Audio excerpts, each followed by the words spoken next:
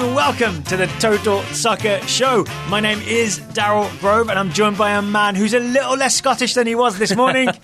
His name is Taylor Rockwell. Hello, my little unicorn. What's the implication, that every time they lose, a little part of it falls away? Yes. Yeah, that's fair. Yeah, you disown whatever Scottish ancestry you've got every time they lose at a World Cup game.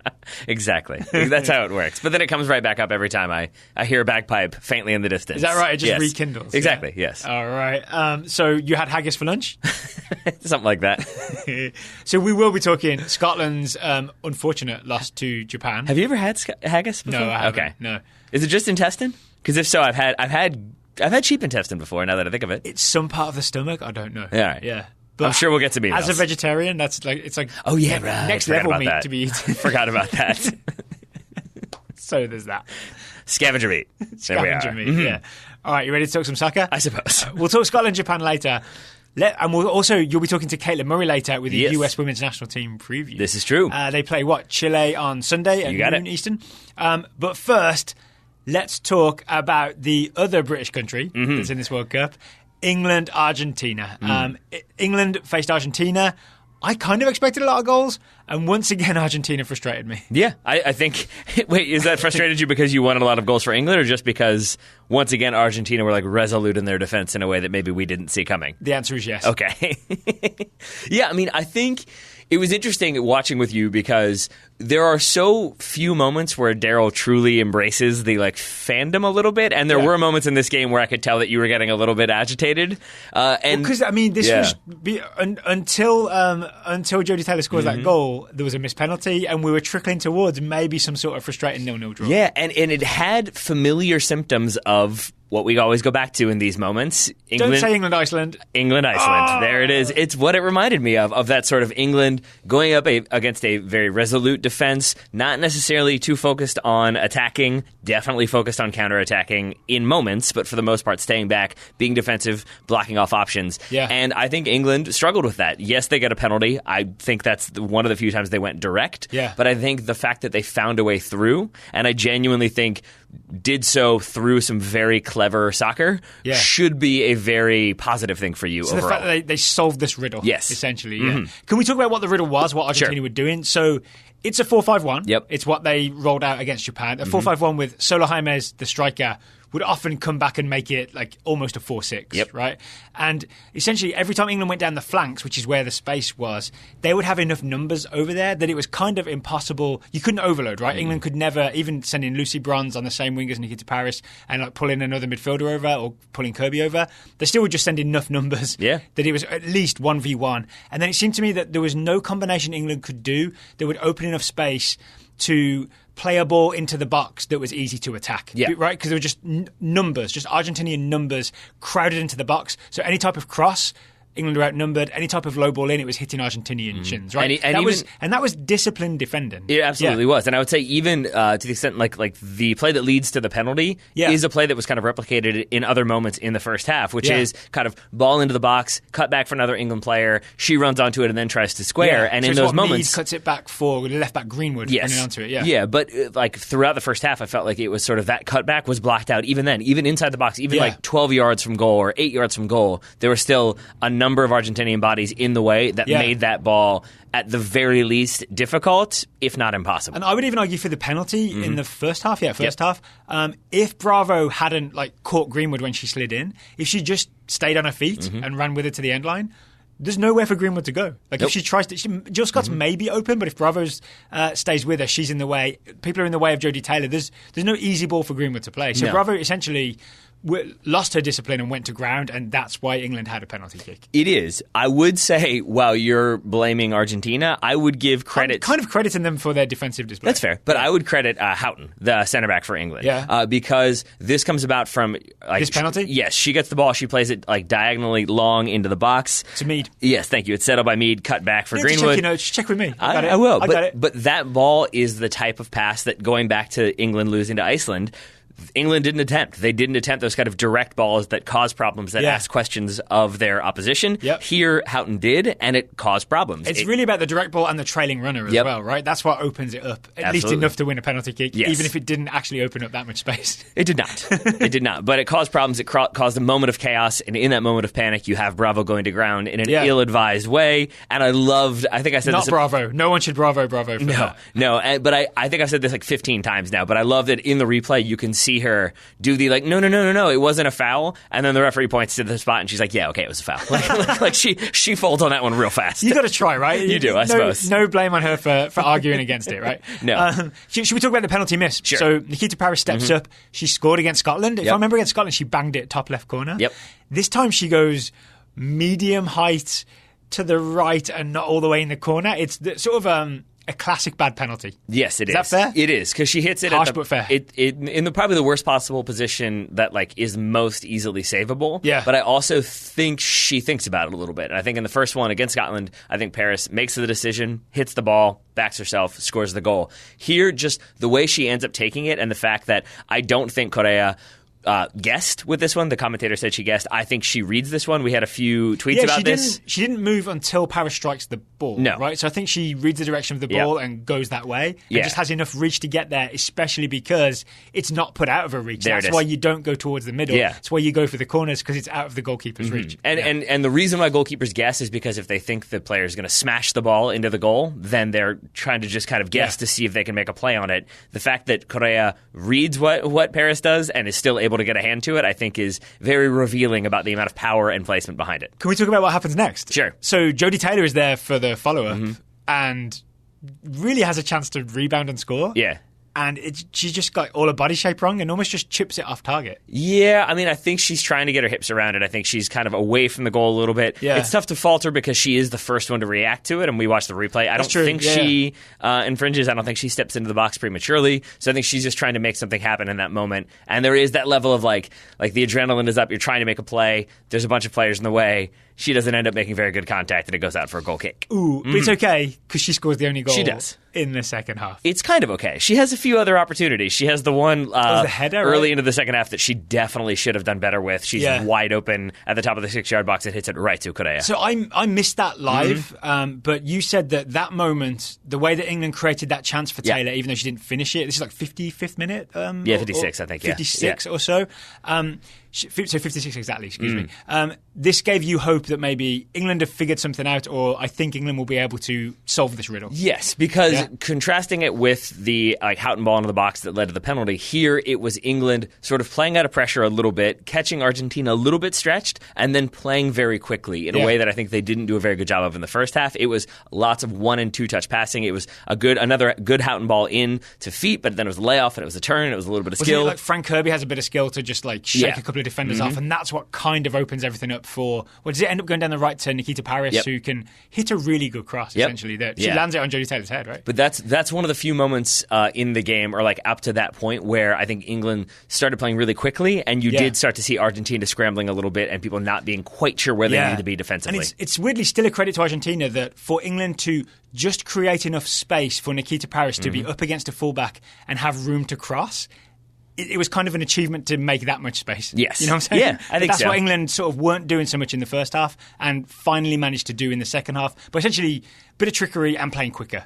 Yes. Yeah, absolutely. And I think that, so again, you see the kind of quickness of the play, how that leads to a chance for England. The thing I also said to you, around this moment, or maybe after the fact, is that this, I think for you and for England fans, maybe I'm a little bit biased because you're here and you're an England fan, so that kind of affects me. But I do think that this goal is a sign that England will go deep in this tournament. Because the goal? Let's go, because it has all the hallmarks of something that we would see from, say, Manchester City this past season, which is a team can hold on and hold on and hold on, and when they make one mistake, that's when Man City in the Premier League case can punish them. And here, Argentina make one mistake and England come right back down and score. So let's talk about that mistake. What is that mistake? It's basically committing way too many people forward. It's going for an attack, right? And strangely, that's the thing, is it's going for an attack and committing 4 players forward, basically. Yeah. But that's all it takes. So the setup is Argentina were in, as we said, a 4-5-1. That includes 3 central defensive midfielders, right? It's Benitez central, Mayorga to her left, Bravo to her right. Essentially, Argentina have a bit of an attack. I think James holds the ball up.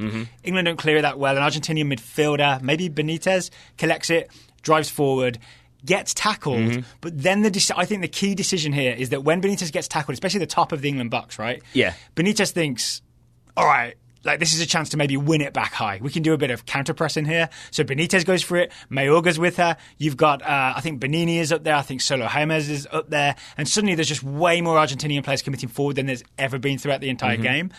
So when they fail in the counter-press, because England pass quite calmly, right? Yeah. I think defensive midfielder Moore gives it to Houghton, gives a quick pass to McManus, who then gives it to Jill Scott, who has time to just receive it in that defensive midfield spot, turn and go.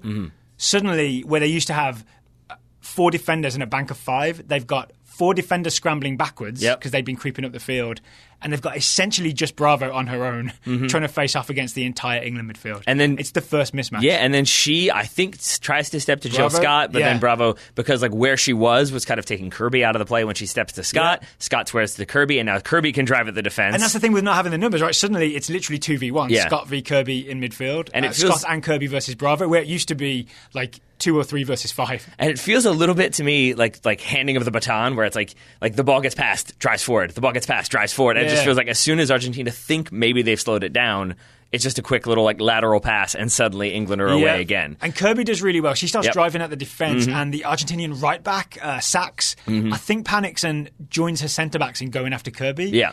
And this just leaves Mead, left wing, wide open, right? And I think she wouldn't have made this mistake if everything was back and set, because you're scrambling backwards, you have to make quick decisions, and you worry about who's got the ball and who's coming at you, and you can make a bad decision. And suddenly, Beth Mead is wide open to receive that ball in the box with room to play that low ball in. But I would also say, I think you're absolutely right, and I think you got to put it on Sachs, and but also the other center back to some extent. But it's also the case that I think that's the correct position for her to be in for every minute of the game until now, because usually she has 5 Argentinian players in front of her. So even though she's tucked inside, she has a right winger. Maybe she has a right winger who can deal with Mead. But here she doesn't, and so I think she's doing the usual rhythms of what she's been doing this game. Yeah. It's just now she doesn't have that cover. So only once the ball starts going to Mead does she realize, I should probably spread wide. Yep. By then, it's very much too late. But in a weird way, it's a very basic defensive mistake for just 2 people to go to the ball and leave one player wide open. Right? This is what I was worried about with Argentina when I did the preview. Yeah. Well, I mean, yes, it is in the sense that there needs to be better communication in that moment, but I think I go back to if their entire game plan is built on keep a compact shape,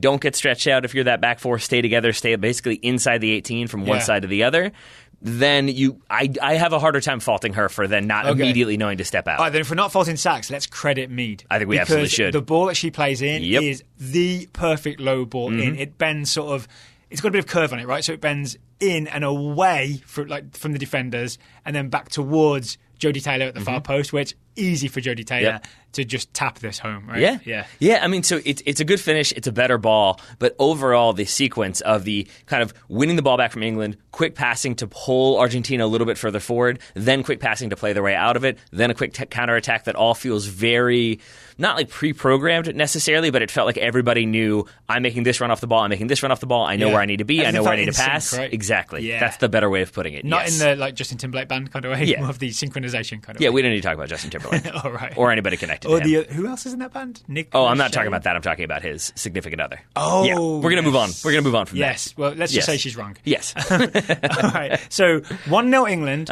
They don't score any more goals. Do you see any concern in not running the score up on Argentina, or are we learning that Argentina is a tough team to score against? I think we're learning that Argentina is a tough team to score against. I also think, I said once England scored, that's the game. And I had very little confidence that Argentina were going to be able to muster an attack. Yeah. I also think that if they've been playing super defensive soccer for 60 minutes at this point, they're not then going to kind of spring this ultra-attacking soccer. So I think... That's true. I wondered if... Because we haven't seen Argentina go down before, right? Because they tied 0-0 with Japan. I wondered if going 1-0 down, with maybe half an hour to go, just over, they might be all right, let's go for it. Yeah. And you would see Argentina open up and then probably get hurt on the break. Yeah. I think they were smart not to do that because it keeps their goal difference low. Now they still have 1 point. If they somehow beat Scotland in the final game, they've got a chance of going through in third place. Yes. Yeah. So here's my second place, extended analogy for why it should be a problem for England, though, is like I have this all the time where if I'm like baking something and there's 30 seconds left, I will like look at the clock and say like, okay, 30 seconds left, and 10 seconds later, I will have that like. You know what, 20 seconds, it doesn't matter. I'll just pull it out of the oven right now. And like, it's just 20 seconds. So Taylor Rockwell. It really is. I know. But I think if you're England in that moment. Just look at Twitter for 30 seconds. I should do that. But then I'll end up forgetting and like wandering off, and then the whole thing will catch on fire. But I think if you're England and Argentina do maybe start to go for it, then you kind of sit back, you look to counter. But if Argentina don't go for it, then there is that moment where you're like, well, maybe we should start pressing. Maybe we should start going at them. But then you leave yourself exposed. And it takes that discipline, I think, for those 30 minutes to not open the oven, to not pull the thing out. But just to sit there and be like, okay, if you're not going to attack, we will take a 1-0 win. It might not be pretty. It might be a not very fun final 20, 25 minutes, but it gets the job done. Can I raise an England concern then? You may. The one thing that I really noticed from Phil Neville's starting lineup for this game is from the first game, he switched out his goalkeeper and his centre forward. Yeah. Right? So Bardsley started the first game, Telford started this game. Ellen White, not Ellie White as I accidentally called her. We heard from someone in the know that she prefers the more formal Ellen White. Started the game against Scotland, scored a really nice goal, the second goal, is replaced by Jodie Taylor as the centre forward here. The thing I don't know is, does Phil Neville not know his first choice goalkeeper and centre forward? Because they have switched back and forth in the games leading up to this and throughout qualifying and stuff. Or is Phil Neville picking it as, all right, Telford's better for this game and Taylor's better for this game?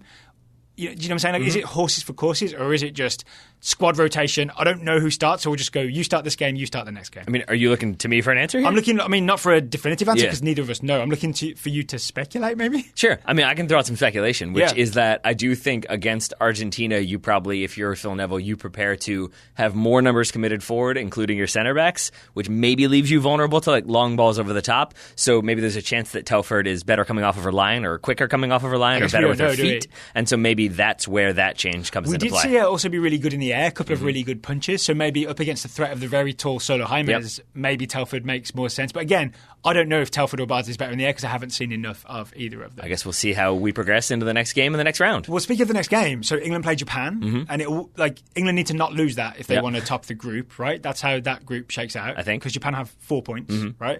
England now have 6, so if Japan win, they have 7 and England have 6, right? So it's a must-not-lose game. So do you start Taylor or White? Do you start Telford or Bardsley? So maybe we see? Maybe we see. Because I don't really have a strong opinion one way or the other. I thought Telford Neither did do I. fine That's the today. problem. And maybe that's Phil Neville's problem as well. Yeah. They both look good, right? Yeah. Taylor looked good, White good, Telford looked good, Bardsley looked good. That's why we're not the England managers. Phil Neville can figure it out. We'll see what he does, and then we'll criticize it or agree with it after the fact. Although we're almost as qualified as Phil Neville was when he took that job. That's probably true. All right, 2 more games to review. Yep. And Caitlin Murray to talk to. Lucky old us. But first, today's show is sponsored by Green Chef, a USDA-certified organic company that makes eating well easy and affordable with plans to fit every kind of lifestyle. That's right. They let you choose from a wide variety of easy-to-follow lifestyle with select organic ingredients. Recipes are quick and easy with step-by-step instructions, tips, and photos to guide you along so you don't end up kind of running into like, well, maybe there's 2 minutes left, but I'm ready to eat now. I was about to say, when it's on the recipe card and it said this many minutes, I'm assuming you follow that and you trust Green Chef. Yes. Trust the Green Chef. I do, because thus far their meals have Who been... I assume is Hulk? Yeah, that's fine. It's Hulk in an apron. It is. That's as well it should be, and I would pay to watch that happen. That's a movie I would see. Yeah. But it's because thus far their meals have been very good. I've enjoyed all of them, and so I have more of an inclination to like follow the rules exactly and not add my own stuff, because I tend to then I'll be like, why not? I'll throw some red pepper flakes in there. Are you a bit of a freestyler? Yeah, a little bit. Yeah. It's not the best way to cook. Yeah. I like it, but not in these moments. The recipes do seem very well thought out, and the ingredients are very well selected. Yep. So yeah, you want to trust the recipe and make it look like the picture. Yeah. And I appreciate that because... Not the picture plus, red flakes. I mean, You can throw some red pepper flakes in for most dishes. Maybe even a cake. Give it a little spice.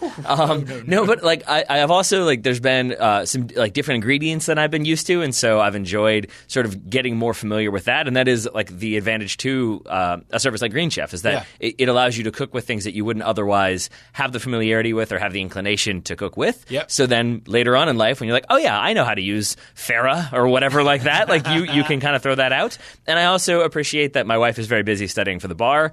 We've been in the office quite a bit, so it's a very like easy way. Everything comes together very quickly. You're sitting there waiting for you in the back. Exactly. To make, right? But then you don't end up eating, say, Mexican food every day from the Mexican restaurant across the street, which is what otherwise might happen. Who would do such a thing? There was a period when you weren't here when I think I ate Mexican like 4 days a week. Yeah. Not great. There is, I hope you don't mind me sharing this, but there is a thing now where if we're going to go and pick up Mexican food, you will make me go because you don't want them to think that you go there too often. Well, no, it's usually I will only make you go. My face too much. I will only make you go if I went there the day before, which is definitely a thing that happens occasionally. Not wearing the same thing to school 2 days in a row kind of thing. A little bit. Yeah. Only this time it's covered in Mexican food. Here's the other thing about Green Chef, seasonally sourced ingredients. So you know that these ingredients are in season, so that means they're fresh and tasty. Yeah. It's not been frozen somewhere. This is what's in season. This is what they're making the recipes with. And a very nice feature is that you can get a little bit of money off because Green Chef is advertising on the Total Soccer Show. For a total of $75 off, that's $25 each of your first 3 boxes, go to greenchef.us. I always want to say com. Yep. greenchef.us/TSS75. That's greenchef.us See? TSS75 for $25 off each of your first 3 boxes. It is also worth mentioning that people may be confused because they've heard us talk about like a home cooking thing before. We also do advertise HelloFresh. Thing is, HelloFresh and Green Chef are related companies. They have the same ownership group. They're not really in competition. It's more like if you want to switch back and forth between one and the other, then you can do HelloFresh one month, Green Fresh the other month. Yeah. I want to try a little paleo one month. You know what? I want to eat some grains this time. I want to find out what keto is. Let's do that this month. Yeah. I like agriculture. I'm going away from paleo this time. Keep agriculture in business. There we are. And I guess keep Scotland in business in the Women's World Cup is not a thing that's going to happen. Yes. So, the first game this morning was Japan versus Scotland. Japan coming off that frustrating draw with Argentina. Scotland coming off a loss to England. Both teams needed a result, essentially. Only one team got one. Yeah.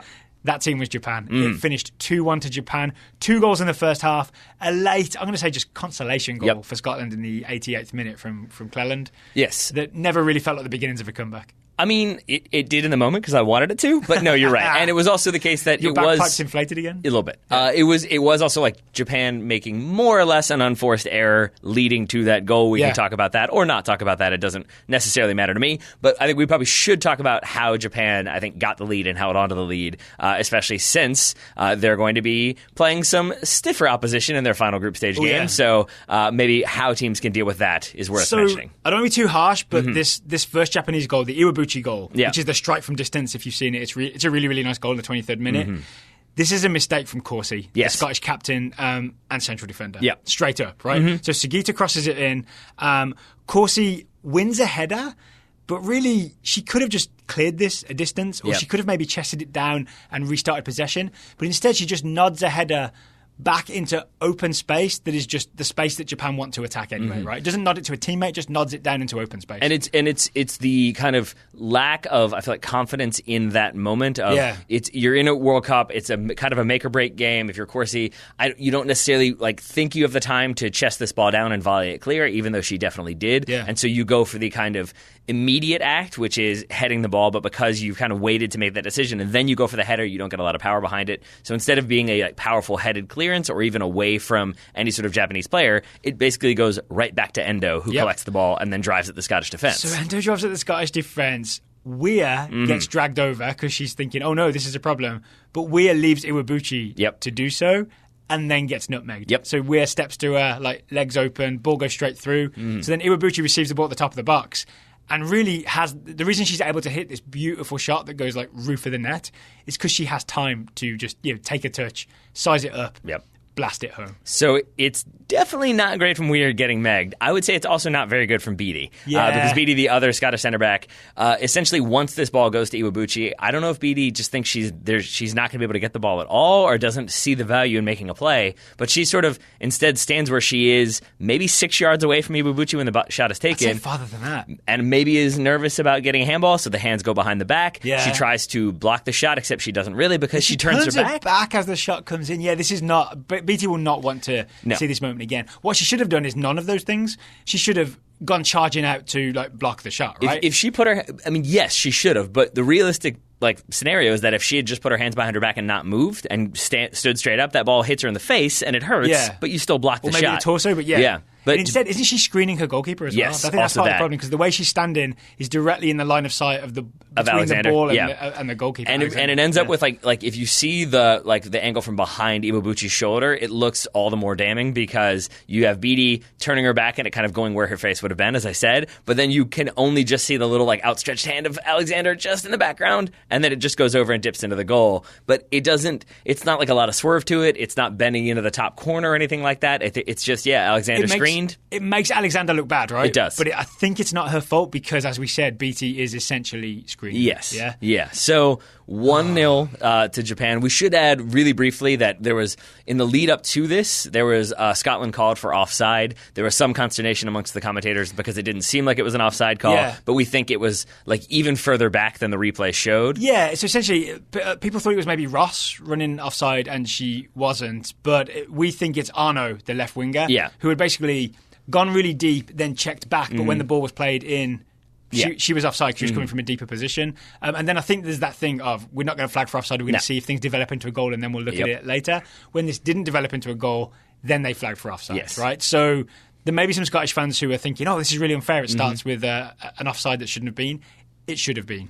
So I don't think you can feel too aggrieved about that one because it should have been, as Daryl said. I do still think Scottish fans can have a little bit of frustration with the penalty decision. Mm-hmm. Yes. So Sugasawa wins and takes the penalty kick. Yeah. There's a long ball comes in for her, and it's Corsi again, who definitely puts her left arm on Sugasawa's shoulder. Yep.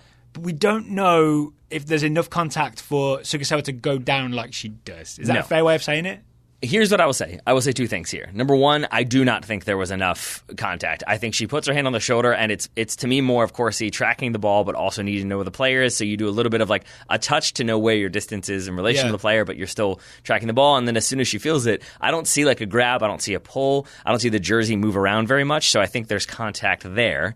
That's where I feel kind of like Scottish fans could feel hard done. Yeah. But the other thing, as we've said many times on this show before, is don't put yourself in a position where the referee has to make a call. Yeah. And if you look at it, the referee is sort of slightly behind and to the right of the play, and so it absolutely looks like Corsi grabs the shoulder of Sugasawa and pulls her around and throws her to the ground. Even though she didn't, from that angle, it's going to look like she did. There's one great camera angle as well where you essentially see it from almost the referee's perspective, right? And it looks a lot worse from that angle. Yes, it does. And she just give this straight away, right? There's no VAR that gives this, overrules her and gives this. Right. If anything, VAR checks it and essentially agrees with it because there is enough there. There is a kind of a foul because you're not supposed to grab people by the shoulder. Yep.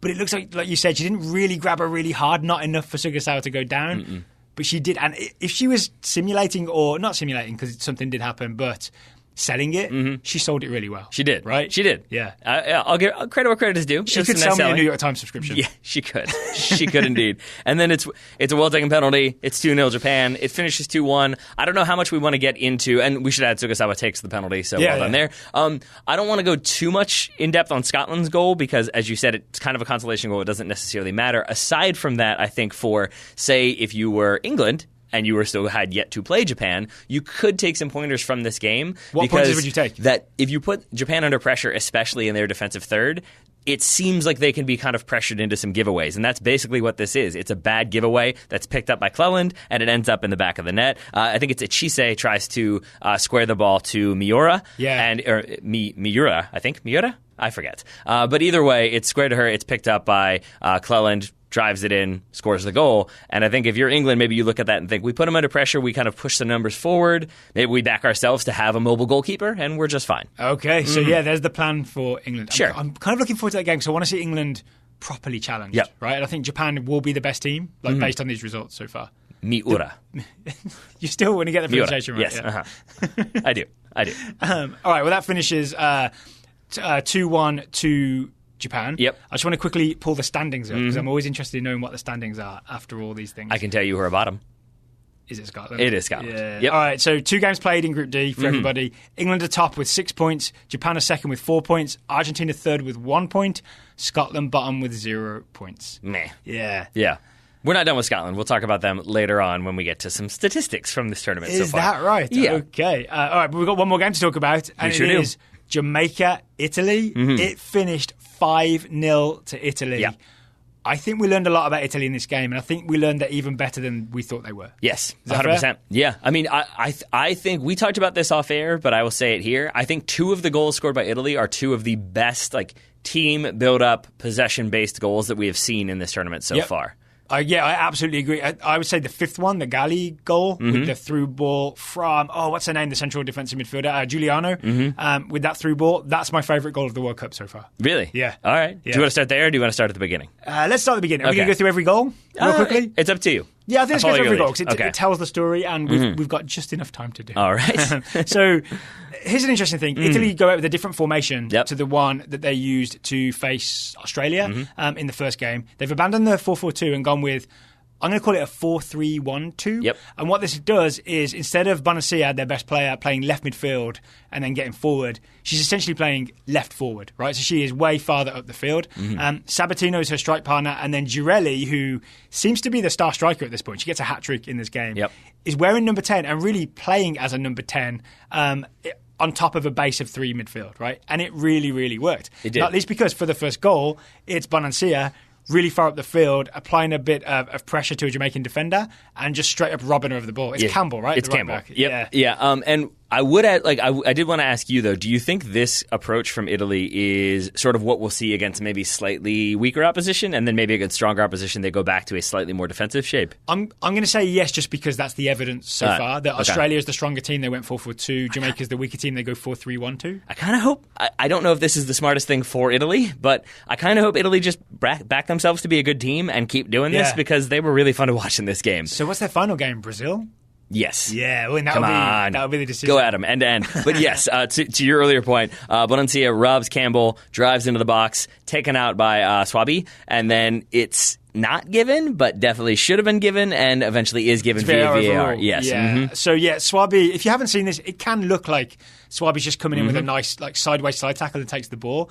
But when you see it, it's more like she lunges across and just goes full power into what it would be Bonancia's right thigh, right? Yeah, and completely takes it out. And she gets the ball in the sense that she gets Bonancia's leg, which then gets the ball, but that's not quite the way you have to do it for it to be a legal challenge. Here's the frustrating thing. Swabi had done everything right. Yep. So after Campbell had taken that loose touch, Bonancia robs her.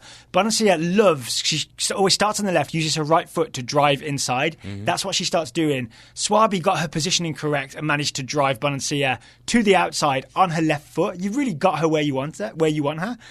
Kind of just hold her up there and you'll be okay, right? Just run her to the end line, hold her up, everything will be fine. I think Swabi's just too keen to win the ball back. And I saw later in the game, I also saw a lot of moments of Swabi going to ground and winning tackles. I think it's just kind of a thing she likes to do. Yeah. But I know that instinct. As a defender, I know that instinct of, I'm just going to go charging in and win everything. Yeah, but maybe we've stumbled maybe upon... not in the box there? But maybe we've stumbled upon a vulnerability or an opportunity here, is that it does feel like even veteran defenders in this moment, because it's the World Cup, because it's such a heightened stage and a heightened emotional state, I think you maybe some of that, okay, I'm doing it right, I'm shepherding out of bounds, I've got good position, I'm going to make a play. I do think if you're an attacker, maybe the goal here is get into the box and then see what the defender does. Because it seems like more often than not, they'll have a bad headed clearance, or they won't step, or they'll panic a little bit, or they'll maybe get a little too handsy and it leads to a penalty. But I think, you can maybe, if you're an attacker, just see what that defender does. Because if you invite that pressure, it seems like it kind of leads to some rash decision making. The only thing I disagree with is when you say veteran defenders. That applies to Italy with, say, Gama her. Swabi's 22 years old. Well, yeah, there's that. Yeah, and she only has like 20 games as a professional. Yeah, I think I was going back to some of the Scottish players with some of their decision making. Oh, that's true. Yeah, I mean, Corsi and Beattie are pros, right? There you go. Yes, but here, so then it's a penalty to Italy, and then it seems like maybe it's going to be all good. Girelli steps up. This is a whole controversy. Right? Yes, it is. Girelli steps up. Schneider saves it. Yep. Her second penalty save of the World Cup, so everyone's feeling good about it. It's called back. It is. The referee calls it back, right? She does. I don't think if it's even VAR. I think it is VAR because I think there's a challenge. I think she does hand to the ear and then turns around and points back at the spot and then gives the yellow card. So is this controversial or not? Is this one of those things where Schneider did take a step off the line before Girelli strikes it, and the rule is the new rule is right. This is a rule that came in June. Is the keeper must have at least 1 foot either on the line or level with the line when the kick is taken. Yep. And I would argue that this rule has been explained to every keeper so far before every penalty kick. If you've noticed, every time there's been a lot of penalties in this World Cup, right? The referee talks to the kick taker, talks to the players outside the box about encroachment, and then talks to the goalkeeper, usually for quite a long time. So I feel like she's explaining this in detail. You've got to have this one leg on the line thing. And so, therefore, it's going to be enforced. Yeah? Yeah. I mean, this is the new reality. And it seems harsh because it's a young goalkeeper making a big save, her second save, as you said. But the reality is, you watch the replay, you can freeze frame it. Her feet are off the line. It's going to be called back. It feels harsh. And then there was the point that there were some Italian players who had encroached. Yeah. But the rules, I believe, are that, then you call it back and you retake it again. They retake it. I think for the most part, everybody does their best to wait until the kick is taken. Yeah. This time it ends up in a goal for Girelli. And here's, I think, a bigger point I want to mention is that people will say this happened a bunch in the past, right? Keepers would come off their line before the kick is taken, and it would hardly ever be called back. They would get away with it. Yeah. I think this is my take on it. I think what IFAB have done with the new law is liberalised it a little bit. So it's not you can't leave your line until the kick is taken, which I think is what it used to be, right? So saying that you've only got to have 1 foot on the line means you can take a step forward, right? Yep. So they've given goalkeepers a bit more leeway, but then because it's a new law that literally came into effect June 1st, they've enforced it really hard. Yeah. So it's like we liberalise it, but then we enforce it. It's like making marijuana legal but taxing it. Yeah, you know what I'm saying? I think so. Like you liberalise something, but then you regulate it and really enforce it. Now you made me paranoid that there are cameras everywhere watching me to see whether or not I'm doing things right. Now I'm a little bit nervous. But you get my point. That's why this feels unfair. But it's because it's the new the new reality. Yeah, and I think it also feels unfair again because it's a young goalkeeper who everybody wants to see succeed. Yeah, of course. And instead it goes against the narrative. Doubly goes against the narrative with Italy getting a second goal, and this was sort of, at least in the beginning, the narrative of the story of the game for me was sort of like Italy get the penalty, then it's retaken and they score. And in this goal, it's sort of like an unintentional goal. I'm going to say, certainly every goal, everybody wants to score. I want to say this is the most accidental goal of the World Cup. Australia might like a word with you with some of their goals from yesterday, but yes, it's definitely in the top five. Top five, I'd say. So here's the very brief description of it. I don't think we need to go into too much detail, right? No. But it's Giuliano, who might be one of my favourite players, the very busy central midfielder for Italy, number 23, keep an eye on her. She takes the corner kick, very good at crossing. We'll talk about that later. Bonancia goes to meet it and tries a really cute back heel mid-air flick, completely misses, right? Does not touch the ball at all. Girelli goes to take it on her thigh, miscontrols it, and it just goes in. Right? I mean, it's like a thigh hip sort of thrust into the goal.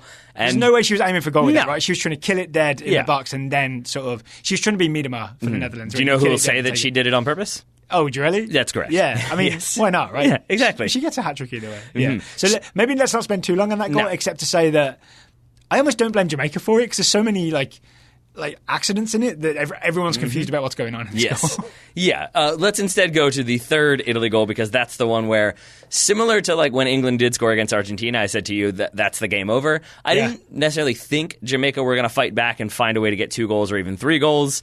But I thought maybe they'll change some things up. We'll see how this half goes. And then Italy score 1 minute into the second half. And that feels like pretty much all she wrote at that point. Is this one of the goals that you think is one of the best of the tournament? 100%. Yeah. I think, didn't you and I rewatching it sat here and said, oh, this is the best goal of the tournament? It's really, really great. And then there was the Gali goal later on. And then that was even better. Okay.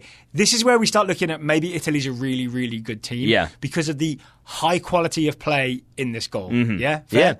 Yeah, because it's it's a lot of what you want to see in attacking build-up, where it's the technical ability to kind of bring the ball down under pressure, to turn under pressure, to find space. You've got a lot of physicality in some of the battles that happen in this one. We're going to go through it, I think, step by step. Like the physicality to win those battles, but then like just in some incisive passing, some physicality to win the header. It is a lovely goal from start to finish. It starts with Girelli, who ends up scoring. Doesn't she basically, there's a loose ball and she not traps it, but she meets it and like kills it dead and plays an almost toe poke pass backwards, she all basically, in one motion, but all deliberate. Absolutely, she's in control. Sorry, I keep interrupting you. Yes, you're describing it perfectly. I'm just very excited to talk about this. But yes, she basically knocks it back to Bonancia with her first touch. Bonancia, I think, squares it to Chernoa, who is the one that you spotlighted, right? Chernoa I think of as like, she wears 21, and I think she either does or has played for Juventus. So I think she's very like, I'm Pirlo. Yes, and watch me play, and she kind of plays like Pirlo. Yeah, but that's.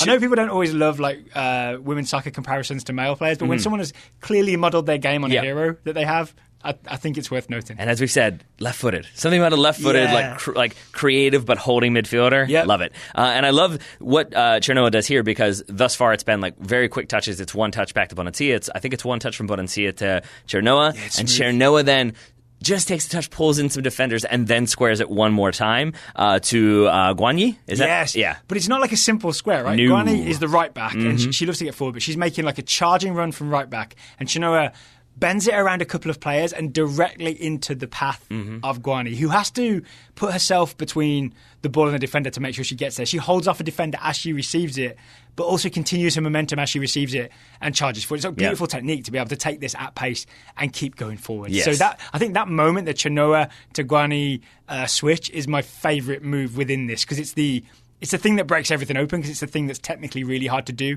from both players. Yeah. So I'm with you. That's all excellent. But then I love how thus far it's been like very like silky passing and technical work. Ball goes wide to Bergamaschi. Bergamaschi has to cut it back. She like absorbs a big challenge, just kind of bodies it off, holds onto the ball, drops it to Giuliano, sorry. I can't read my own handwriting. Giuliano is the player that took the corner kick, the number 23 midfield, who's super busy and super good. And it turns out it's a cross worthy of Frances Marjorie. I don't know what that means. She was my favourite crosser in the whole tournament. Okay. We talked about the other day. Oh, there we go. Thank you. This cross from Giuliano. I was so confused for a moment. This cross from Giuliano is up there. Oh, Frances Marjorie. Yeah. Got you. I thought you said Frances Marjorie, and I was like, I don't know who that is, man. Frances Marjorie. Yes, now I'm with you. She will have her revenge on Seattle. And yeah, she will. But I like Marjorie's crossing. They tend to be like sort of more direct, sort of a little bit more driven. This one is from Giuliano is just a moon ball, but it's like a one time from the channel targeted to that back post, and it causes a lot of indecision from the Jamaican defenders. It causes a lot of indecision for Schneider, the goalkeeper. The only player who I think doesn't hesitate is Galli, who starts the move and ends it by getting in there. Girelli. Is it Girelli? It's Girelli for this one. I think Galli comes on and scores too. But yes, Girelli completes her hat trick with just a solid header. It's not like dominant power. It's not charging through and knocking somebody off the ball. It's just keeping position, knowing where she is in relation to the goal, not being distracted by the players who are kind of flying around her but failing to make connection with the ball, and instead just puts it in the net. And if anything, Schneider doesn't do well here. No. Jamaican goalkeeper. She comes out and tries to punch and just misses both ball and player. Yeah. I mean, I guess she shouldn't be aiming for the player. Misses the ball. Yeah, she misses the ball, and really doesn't even kind of get into a position where she's going to be able to take that one cleanly. Yeah. You can't really fault her because she's just trying to make a play, and I think if she doesn't, then it's kind of an uncontested header for Girelli. Yeah. But it still doesn't look good on the film, but everything about this goal does, because it's like quick great, passes, like clever technical moves, good fight to hold onto the ball, an excellent cross, a great headed finish. Here's what I'd say. If you're one of those people that maybe didn't see this game and just is listening to our review to like get caught up on the World Cup, I would argue try and find like the full minute or so before this goal, right? Don't just go and watch the highlight, because the highlight you might just see the cross and the header. There's a good chance of that, right? Yeah. Try and make sure to go and see it from the minute Girelli wins it and starts the move to Bonancia, and you can see the sort of crossfield play. You'll thank us when you see it. You will, because it's one of those goals where in the lead up to it, like we've done this before when we go back and watch a goal and we know it's in the 58th minute and we'll go to like 57-20 and the other team has possession and we're like, how is this happening? Yeah. Like that, it's one of those here where it seems like Jamaica have it kind of sorted out and then suddenly they're under pressure and then suddenly it's a goal. All right, I'm going to keep our momentum going just like Italy did. I'll quickly describe the Gali goal. So Gali comes off the bench, wearing number 4. I've never seen her play before. And she very quickly became one of my favourite players in this tournament. Yep. So she comes on and plays that like centre right mid role that was filled by Burgomaski. So here's what happens with this goal. It's Bonancia. Yep. It's Bonancia on the left, doing her thing, cutting inside with the right foot. Jamaica know about this, obviously. They all crowd over there. Too many of them crowd over there, right? It's like she's Maradona against Belgium, where they're surrounded by defenders. And Bonancia very wisely uses that sort of... She's got that thing that special players have where you know that you draw players towards you, and instead of trying to dribble through all those players, you use them being drawn towards you to your advantage and just squares it to Gali, who hits a beauty of a shot first time because she has space to do so because everyone's over there with Bonancia. Exactly. Yeah. It doesn't have to be a well-worked, beautiful, possession-based goal. It can just be a smash and grab, and that's kind of what this one is. So that's her first goal. For the second one, we go back to the beautiful technical soccer. Oh, there's so much going on here. So, okay, this is the second Gali goal. Yes. Jamaica have the ball. Jamaica are charging just over the halfway line, like going forward. It's Chinoa, number 21 that we talked about. Applies some pressure. As soon as the pressure is applied, Bartoli, who's come on and played right back, she's coming at right back, sees the pressure and alive sort of to steps. It immediately. Yeah, that's the thing I really like about the beginning of this is that they're so in step and in unison that she knows, okay, pressure, I'm going to step, right? Okay, she receives the ball, gives it to Gali.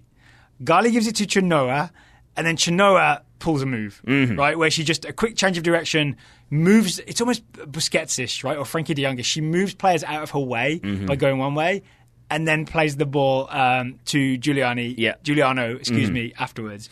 Meanwhile, sorry, it's ended up being me describing this goal. Well, I'm going to jump in here just to say that ball from Chernoa, I want to give a little bit more credit, not that you haven't, but just the way, because it would be easy in the moment to think okay, Jamaica are a little bit stretched, let's just go at them, I'm going to drive forward. And Chernoa, I think, takes her time, recognizes the pass isn't quite on yet, pulls it more central, lays it to Giuliano, and I think that pulls some Jamaican players out. It creates more space. It's number 6, Saloan, who I had highlighted as maybe she's one of the best pressers that Jamaica have. So she's maybe the best equipped to close things down in midfield. Absolutely gets fooled into going the wrong way here. Yeah. And then lots of people get fooled by the pass from Giuliano. And that's what we have to talk about here, because she gets this ball, and I have no idea how she spots this space. But we did the counting. We think if you're going with a packing stat of how many players are taken out of the equation by one pass, I think 5 Jamaican players are taken out by one 30-yard pass. 2 midfielders, 2 centre-backs, and a left-back. Yep. Right? Because then it goes into the path of Gali, who we mentioned was deeper in the play, had just made one quick pass. After she makes that one quick pass to Chinoa, Gali just takes off. Yep. Right? She really just takes off, streaming, and so she ends up going, between the left back and the left centre back? Yep. Running in behind, calling for the ball, and the exact right moment is when Giuliano slides this ball through. It's the best pass of the World Cup so far. 100%. Yeah? 100%. Yeah. And then credit to Gali, because she, not Gali, my wife corrected my pronunciation, just Gali, but she basically could have... Did you just say the same thing twice? I didn't even notice the difference. I hope I said it a little bit better, okay. But I don't know, we'll find out. Gali. Anyway, because she scores her first goal with a smash, as you said. It's well struck. It's a lot of power behind it. Yeah, it's a strike, isn't it? It's an outside of the foot strike, right? Yes. And so here, though, that while running at full speed, she receives this ball, rounds the goalkeeper. Touch, right? Takes another touch to get herself in a good position, and then finishes it, I think, with the outside of her right foot. But it's still just the control at that pace and the awareness to get around the goalkeeper but still create separation from the defenders and then calmly finish without rushing anything or taking too long. It's a wonderful finish, but a wonderful play. So listeners may have gathered that we are becoming huge fans of Italy. Yes. We think that they're literally one of the top teams in the tournament right now, I think, right? Yeah. They've beaten Australia and they've beaten Jamaica. We maybe know more. If they suddenly have a disaster against Brazil, maybe we'll see some what some of the shortcomings are.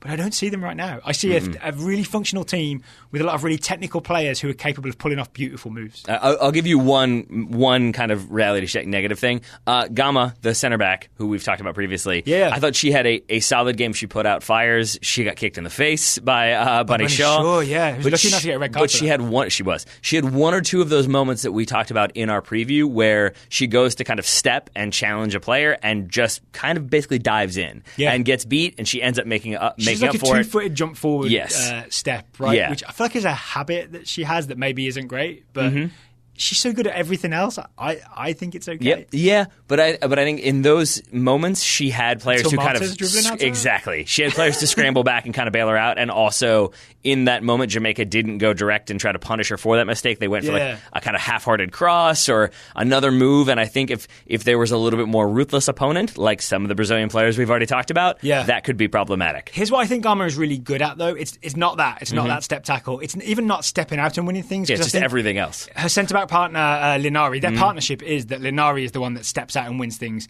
Gama is better at essentially reading the play, seeing what's going to happen and snuffing it out. So she's more the player of like, if something goes in behind, she gets across and just like clears it or heads it clear. There's a moment after that, the step tackle you're talking about, where she gets ahead to something to stop it being a problem, right? She's much better as essentially I guess sweeper is maybe the word. Like she sweeps up danger in behind, as opposed to steps out and stops things before they start. Right. So she's a reader, not a stepper. All right, I can buy into that. That's fine with me. Yeah. And that is nitpicking because again we're talking about an Italian team that have won both their games so far. Yes. So well done to Italy. Oh, not looking great for Jamaica though, right? Not so much. No goals scored and conceded 8 so far. I guess just being at the tournament is glorious for Jamaica. I just hope they maybe get at least a goal. I'd like to see Bunny Shaw get a goal. I would like that too. I am also liking that we sort of have tomorrow off. We're going to not be in the studio tomorrow for the first time in a while. We'll be back Sunday to review the U.S. game against Chile, as well as all of the other action from Saturday and Sunday. Many games. Mind if I quickly run you through the Saturday games? Have at it, my friend. Right, so in the morning, it's going to be Netherlands-Cameroon, 9 a.m. Friday morning.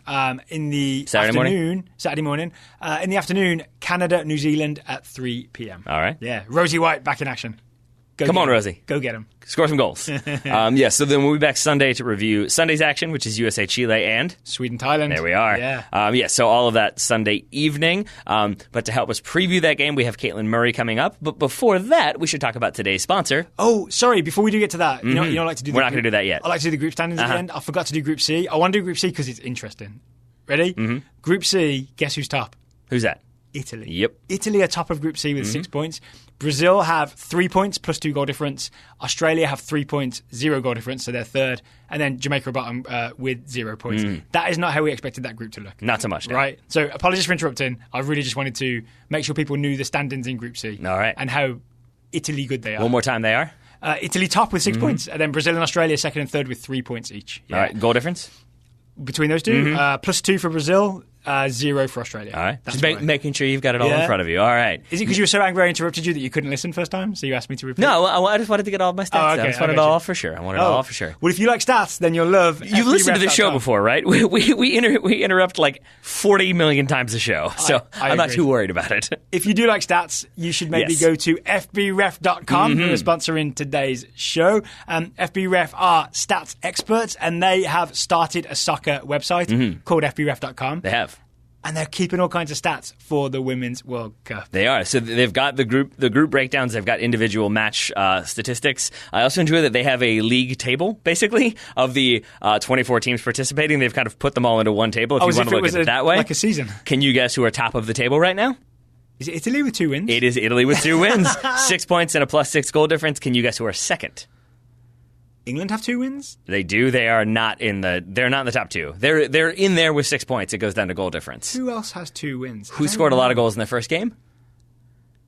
I don't know. In the very first game? Oh, France! There you go. Yeah. France, 6 points plus 5. So Italy, ahead on goal difference by 1 goal. Yeah. But flipping to the bottom of the table, can you guess who are very bottom of the table? This is where having only played 1 game kind of works against you. Oh, Thailand. Yeah. Thailand, very bottom. Then Jamaica with no wins, -8. Yeah. Korea, no wins, -6. Scotland, I think, are the 5th worst team in the tournament right now. Ooh. Yeah, I like the idea of a league table because then at the end you can see how everybody did. Right? Yeah. Yes. You can also see combined goals and assists so far in this tournament. Can you guess who's top of the table for goals and assists as an individual player? Alex Morgan. That is correct. Yeah. How many assists did she get? She got 3. She has 8. 8. So she was involved in 8 of the 13 goals. She was. Sam Ewis was involved in 4, 2 goals, 2 assists. Megan Rapinoe involved in 3, 1 goal, 2 assists. Yeah. So the top 3 players in the World Cup right now in terms of goals and assists, all American players. Oh, okay. I've just got one stat for you. I looked up who has committed the most fouls in this tournament. Ooh. One specific player. It's not someone I expected, but it kind of makes sense when you think about it. All right. Do you want to take a guess, or do you want me to just? Can you give me the national team, or can you? Nigeria. Oh, I have no. Is it the player that you spotlighted? It's not the centre back. Okay, no. Then no, I have no idea. It's Rita Chikwelu, the midfielder. Okay. She has committed 6 fouls, which is the most in the tournament so far. And I think it's because Nigeria did that thing where they sat back a little bit and counter-attacked. So it's a lot of Chikwelu winning tackles. But I think when you win tackles, you also commit fouls. Right? Yeah, you've got to be a little bit rough to make sure you get it done. That's interesting though, because that's why I like stats like that and sites it's unexpected, like right? sites like FBref. Because you would think, it's like the dirtiest player. But it also, but it also then helps you to sort of think about the team in a different way, because you might then be like, oh, well, I guess they are committing a lot of fouls, which means they are kind of breaking up play a little bit, which means maybe that's part of their game, and it kind of helps you understand what the team is doing all the better. Yeah, so there you go. Those are your stats from FBref.com. Numbers. There's a link in the show notes that you can click to go to FBref.com. It's like a referral link, so they'll know that we sent you. You can also sign up for the newsletter, which is in the navigation bar. Click on the newsletter, and you'll get stats delivered to your inbox every single day. Women's World Cup stats, you'll get delivered to your inbox. Thank you to FBref. Not just random stats from around the world? Yeah. Okay, cool. No. Well, you can find baseball or basketball or whatever elsewhere on the site. The velocity of a coconut-laden swallow? Excuse me? Oh, is that Monty Python? I think so. Can't remember if it's coconut or not. Thank you to FBref.com for sponsoring today's show. Taylor, what do I need to know before listening to your interview with Caitlin Murray about the US women's national team and their upcoming game against Chile? They won, and they're kind of tired of answering the same questions. Is about the gist of it. Because the great thing about Caitlin is she's been there and she's been on the ground. She's been at all the media stuff, I imagine, right? So she knows what's going on.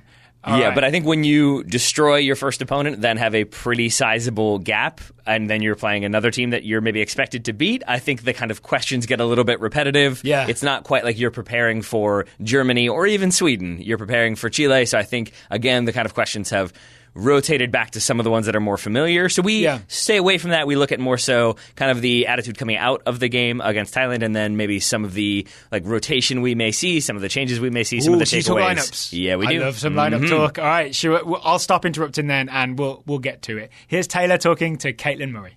With me now, once again, I've got Caitlin Murray covering the Women's World Cup for The Guardian, I think specifically the U.S. women's national team. Caitlin, thank you very much for taking the time yet again.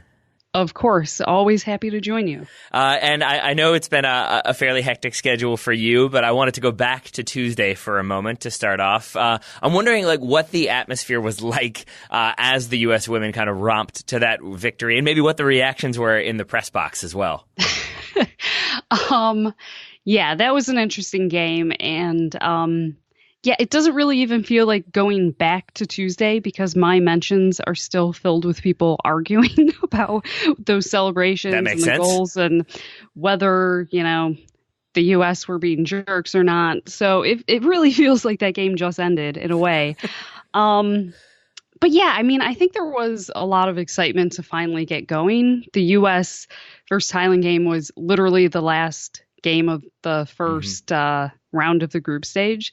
So I think, journalists, fans, players, everyone was kind of excited to just get things started, get things rolling.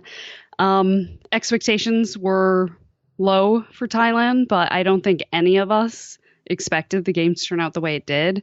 It just kind of turned into less of a soccer game and more of just like a party that the players were having on the field. I mean, I'm sure you talked about it with Daryl. I mean, at one point, just looking down, it looked like Abby Dahlkemper was like the only defender back there. Like they were going for it. They were hammering the hell out of Thailand and just enjoying every minute of it. So very festive atmosphere for sure. And actually, to stick with Abby Dahlkemper for a minute, or that kind of formation change, is that a thing that we should maybe kind of expect to see against a bunkered opponent going forward? Is almost like a 3-1, 5-1, or I don't even know how you describe that one, but yeah, like basically Dahlkemper kind of as a center back, almost a sweeper, and then maybe Julie Ertz in this case ahead of her. Is that something you think we'll keep seeing?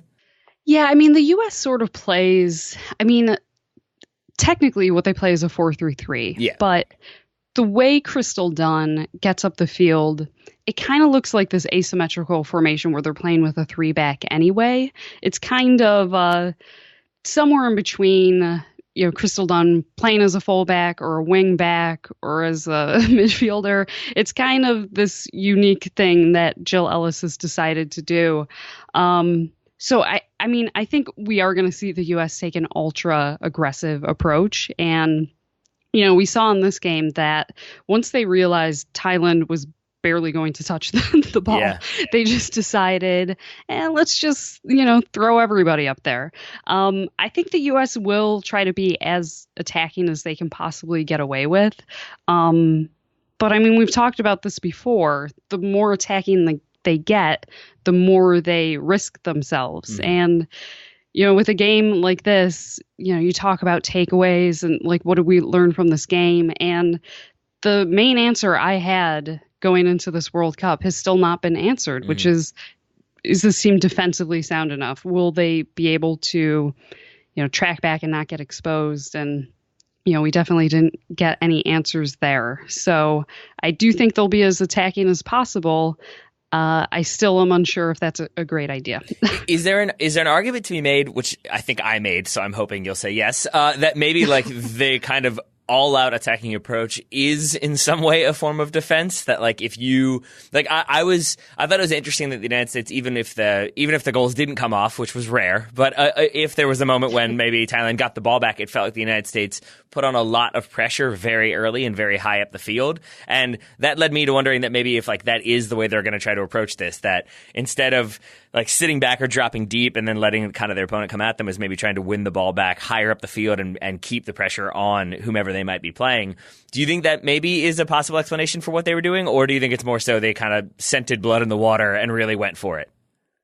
No, I think that's right. I mean, I think counter pressing is a big part of what this team does. As soon as you win the ball, try to get it back. And that in doing so, you're limiting those transition moments for the other team. And and if the other team doesn't have the ball, they're not going to be able to score any goals. That's true. So, I think that is definitely part of it. It's the pressing, and, they talk about attacking from around the field. So it's not just the forward line. The goalkeeper is part of the buildup. The defenders are part of the buildup. They talk about, attacking as a unit. I think it's true with defending. I don't think, like you said, this isn't a team that is going to sit back and absorb pressure.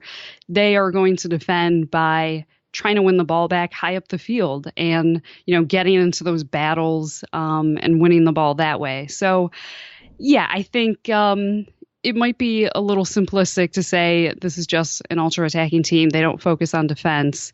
Although I think it is kind of the shorthand way to explain the team style. Do you think you mentioned earlier that this was like the last game to kick off in the first round of the group stage? The U.S. had to wait. There were lots of kind of repetitive questions. It felt like they were just sort of in a permanent holding pattern until they got to play. Yeah. Meanwhile, France started off with a pretty emphatic win over Korea. Do you think maybe there's a chance that there was an element of like the United States wanted to make a statement of their own with that first game, and that's yet another reason why we saw them be so ruthless? Yeah, I actually asked Kelly O'Hara that specific question in the mix zone, and she said, I mean, she didn't come out and say, yes, absolutely, we did it to, respond to France's performance. But she did say that, we were waiting for our turn and we wanted to make a good first impression. I think Megan Rapinoe, when she was asked about it, she said, we don't need to make a statement. And I think she's right. I think everyone kind of knows what the U.S. is about and what they can do. But I do think there was an element of, this is our chance to show kind of that we're ready for this moment, put everyone on notice. And I think it's a confidence builder. They talk so much about, goal differential matters.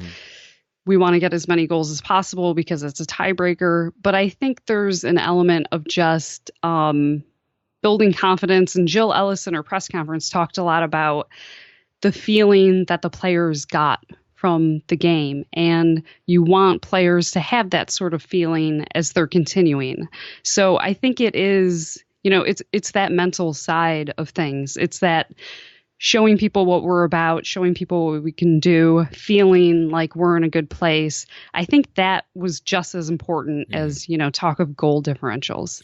So then looking ahead to this next game against Chile, the Fox studio panel was just discussing squad rotation. Heather O'Reilly pointed out that in 2015, Ellis used, I think, 20 of the 23 players in the squad. Do you think we see changes against Chile from the starting 11 we saw against Thailand? Well, I think, Becky Sauerbrunn was left out, and the official word was that there was a issue. The word injury was not used conspicuously. It was called a minor issue, and it was termed as being preventative in nature. So I kind of think Becky Sauerbrunn was just being rested, and that was like a nice way to say that without making it sound like they weren't taking Thailand seriously. And I think Chile is definitely better than Thailand.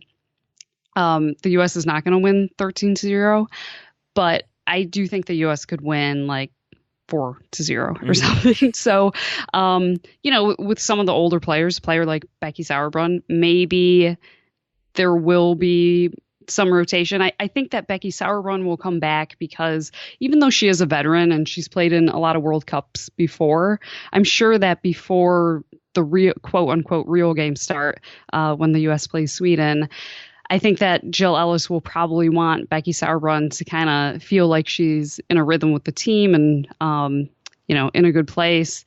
So I do think we could see more rotation. I don't know, maybe necessarily what that would look like, because usually the substitutes and the rotation on the team is the attacking players. And, all the substitutes were attackers, so they got time on the field. Maybe a player like Tierna Davidson could maybe start, because this is an easier opponent. It'll probably be a good way to ease her in. Because, at this point, I don't know where she falls on the depth chart, but it's certainly not out of the realm of possibility that someone like her is going to be needed. So, maybe this is an opportunity to get some of these players start in a World Cup, make them feel comfortable before things, start to get really serious. Another talking point heading into the tournament was like the United States' speed or relative lack thereof when it comes to the back line.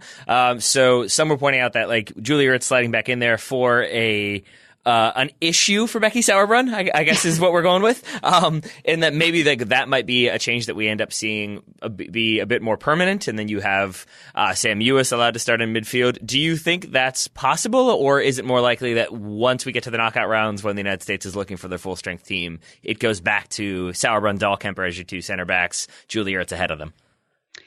Well, I think, if you'd asked me that a few months ago, I probably would have said no, because Jill Ellis had been pretty obvious about what her preferred lineup was. And Jill Ellis really didn't seem to rate Samantha Mewis. Mewis really didn't get many minutes over like the last 2 years. It's only right before this World Cup that she was starting to get playing time and kind of showing how much quality she had and that she, might deserve to be a starter. And, Thailand, grain of salt, whatever, I think Sam Mewis had a good game. And you could put Samantha Mewis in that central midfield and not feel like you're sacrificing a lot.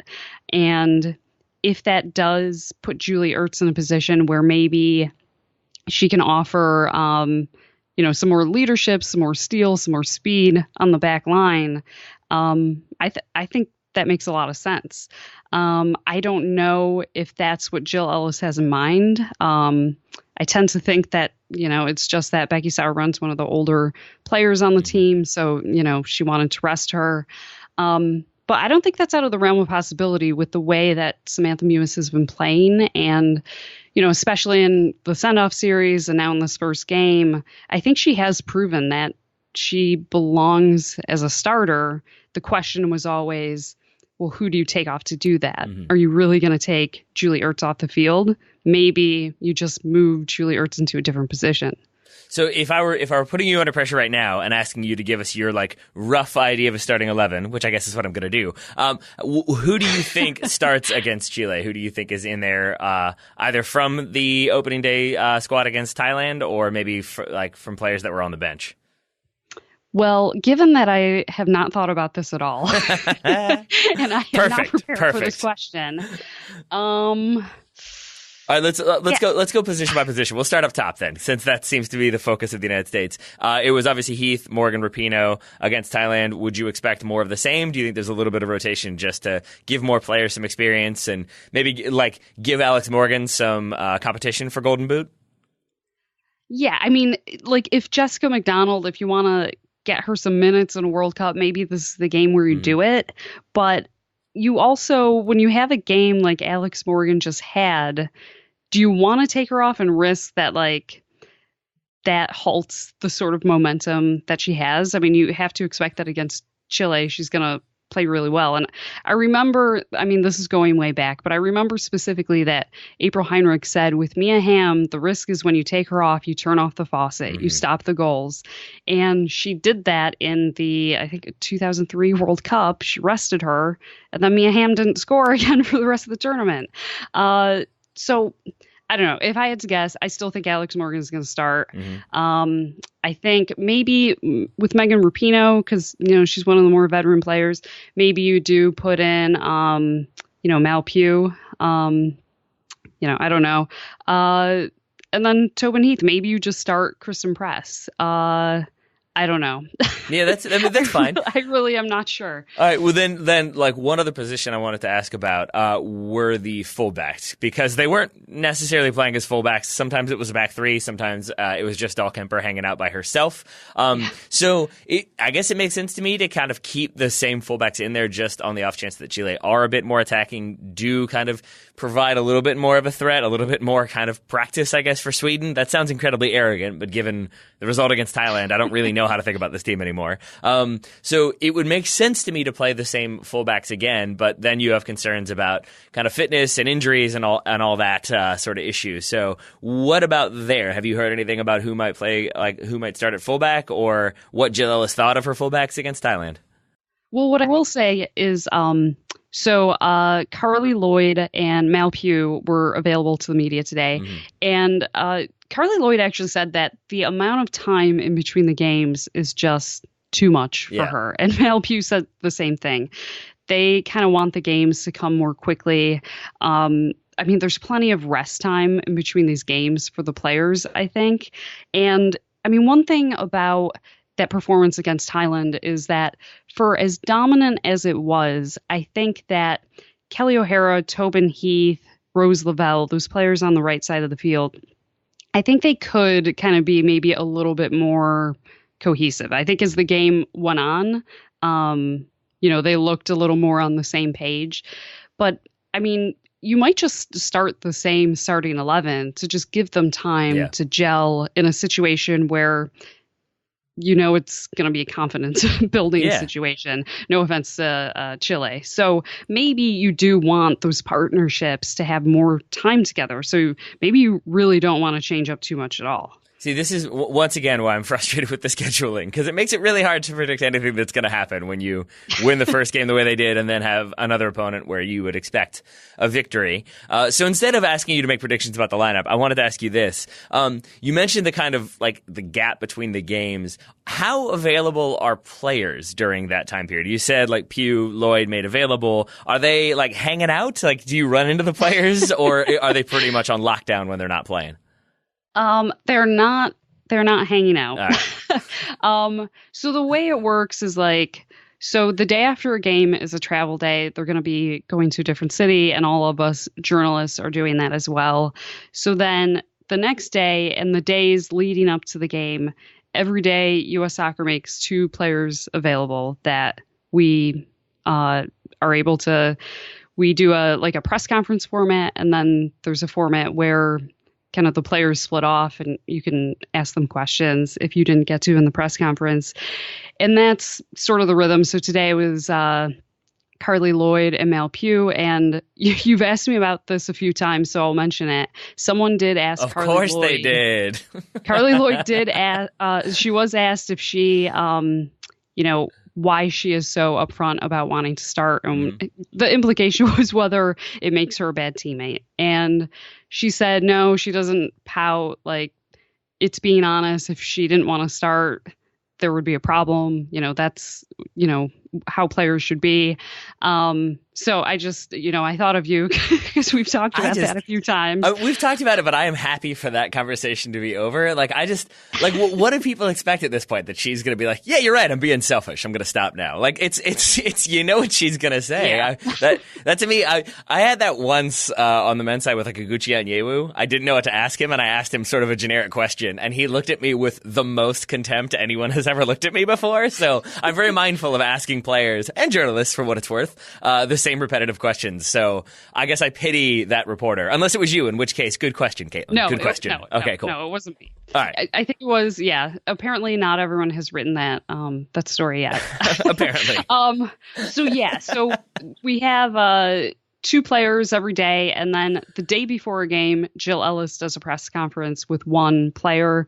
Last time it was Alex Morgan. This time it's going to be Lindsey Horan. I'm not sure how they picked that player, but so we'll have that, and then it's the day of the game. So that's kind of, those are the breadcrumbs that us journalists have to feed on in between the games.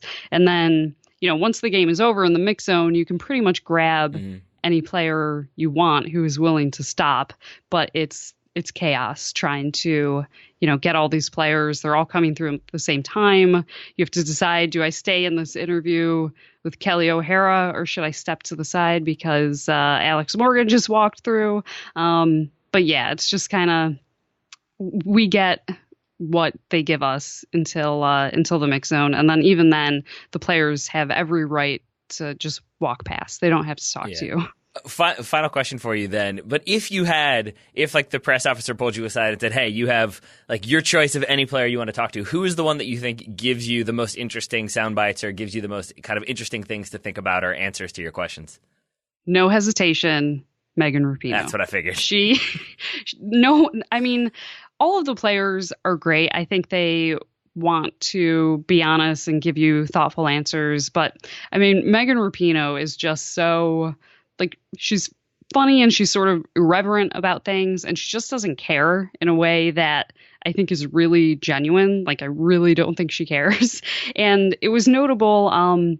U.S. Soccer had a big media day before they went to the World Cup. And the way it worked is all these players would come out and sit at tables, and us reporters could go talk to the players. And they would bring out 4 at a time. But with Megan Rapinoe, it was just her, because I think they realized that every single reporter in that room wanted to talk to her. So it was just Megan Rapinoe with 30 reporters standing around her. All right, that makes sense. I think she's a solid nominee. Well, hopefully you get to get a few questions in with her, and hopefully the Chile game goes well and everybody's in a good mood and you keep getting good sound bites from people. But I guess we'll have to wait and see. So that game is Sunday. I'm assuming then that's kind of going to be the focus of your next couple of days, is preparing for that one. Yeah. I have a story. We really haven't moved past this whole celebration thing. I just have to say that it's still the story. So I have something in the Guardian going up tomorrow, so that'll be Saturday, kind of about that, but about there's so many teams in sports, like the Patriots, the Warriors, people that neutrals just hate. So, you have to kind of think about, is the U.S. women's national team in that conversation now, especially after that game? So, yeah, still writing about that. Haven't moved on yet, but excited for the Chile game. So maybe we can stop and people can stop tweeting at me and yelling at me about how on their kids' ODP team, they have a mercy rule. Why did the U.S. women's national team keep scoring goals in a World Cup? Yeah, those are the same thing. Those are the exact same thing. Definitely. Sure. Well, I'm sorry that people are writing mean tweets to you. They should not be, because your coverage has been excellent, and we very much appreciate you coming on the show to talk about the women's national team. If people do want to read your work, I'm assuming that article is going to be up on The Guardian? Yes. Yep. Everything is at The Guardian, and Hope Solo is a columnist for The Guardian too. So check it out. Yeah. Check that out too. All right. Well, Caitlin, thank you very much. I will let you get back to spending time in France, not having access to the players necessarily, but still enjoying yourself, I'm guessing. Awesome. Thank you.